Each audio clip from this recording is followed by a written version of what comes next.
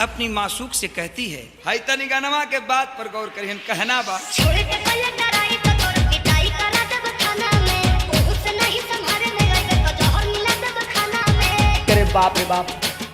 सुन आओ मास्टर बजे। छोड़ के पलट डराई तो तोर पिटाई करा जब खाना में, ओहू से नहीं संभारे में रह तो जहर मिला जब खाना में। भेजी फटल लोरे से कहतनी तोरे तोरे से, आवे कोई तोरा घरे से।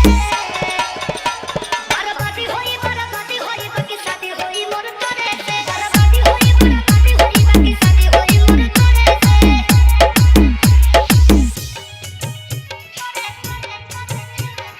ओए होए होए।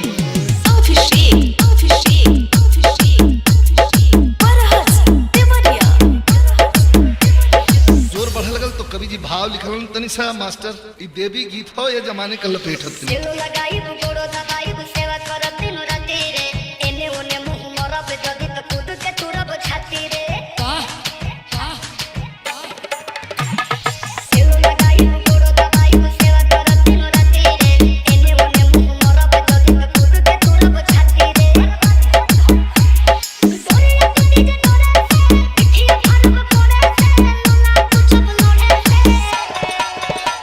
बर्बादी होई बाकी शादी होई मोर तोरे से। बर्बादी होई बाकी शादी होई मोर तोरे से।